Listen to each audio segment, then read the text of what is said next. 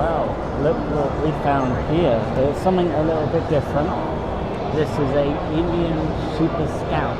It's 16,155 pounds new from Indian Motorcycles. Some of that is because when a motorcycle is imported into Britain, the manufacturer has to pay import duty. So it's quite an expensive bike. And what you notice in the American world is thinking Indian as the very fast, very stylish cruiser market of the Americans. So the red has a metallic fleck in it, and the paint finish is amazing. It's very smooth and it's really nice. So this is what it's like to actually sit on one. Oh my god, I can't get my leg over. Oh Jesus. Being a cruiser, this is not about going fast. This is about having a nice, relaxing ride, and a much slower ride. You've got a 1250cc V-twin, massive V-twin, it's very big. You've got double overhead cam, it's all computer controlled and injected, so it starts on the bottom. And the switches actually do feel pretty good, to be fair. I get a lot of feel from that on the glove, but then some of these switches on the left, you push the switch, you don't really get. If you're wearing a glove, I can't say for sure you're going to feel what the button's doing, because it's a very soft click, if you like. Mirrors tell you absolutely nothing, so they're very small, and they're only showing me about this area here and some of that way, but they don't tell you very much at all.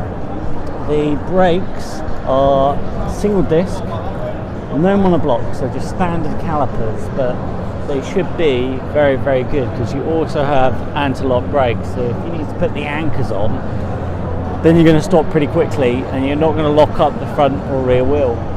Lots of aluminium inserts going on. It's very stylish. The engine is massive. It's also liquid cooled. And a motorcycle like this, you just sit like this and it's very comfortable. The pegs are rubber. The rear pegs for your pillion are rubber, so you get anti-vibration dampening. And you've got a massive, great big screen. So you'll be able to just cruise quite happily on this and do some miles, but it's very long. And also, being a cruiser, it is not going to bank over very much, so you're going to get very little lean angle because it's so low. The seat feels good and plush, and you just sit like this. The clutch is not too heavy. I think it's actually hydraulic as well. Yeah, it might actually be hydraulic, so the clutch actually is not too heavy.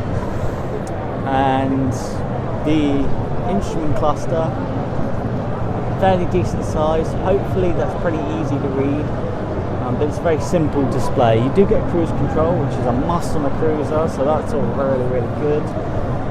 You've got a decent rear brake as well. This is not going to give you good fuel economy because it's a massive, great big twin. It only produces 91 horsepower. But a lot of that has been held back because of sound and emission regulations. So if you have a full exhaust system with no baffle and fully remapped in raw computer, there is definitely more horsepower and torque to be found out of this big 1250cc V-twin. But you do get a manufacturer's warranty of Indian, but be aware that you always have to use an Indian dealership within that warranty period.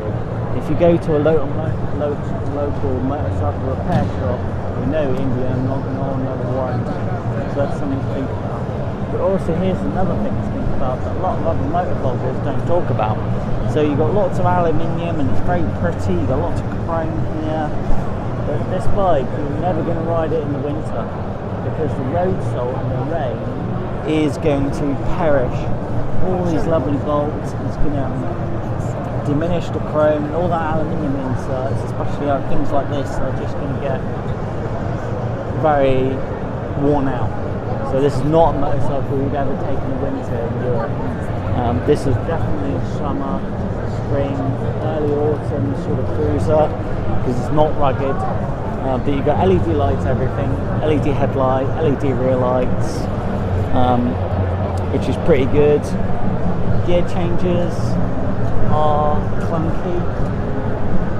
You know what it's doing, but yeah, it is clunky. But you do know what it's doing. It feels fine, actually. It feels absolutely fine. Suspension is going to be pretty competent, and this should be pretty reliable. Being water cooled, you've got a belt driving the rear back here. You've got dual shocks.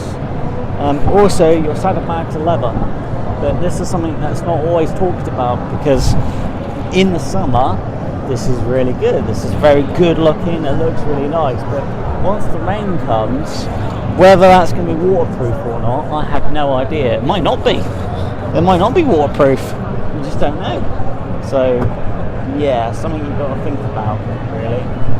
But the wiring is kind of like, it's okay. It's interesting. You look at this, how it's like you got a piece of wiring and then it's been crushed up against this area here where the fork is. Yeah, it's not German or Japanese, is it? It's just not. I don't know if the Japanese would do that. I think they wouldn't. I don't think the Germans would as well. I don't know. Yeah. United States of America. But this is going to be a very comfortable cruiser. So something worth looking at. Yeah.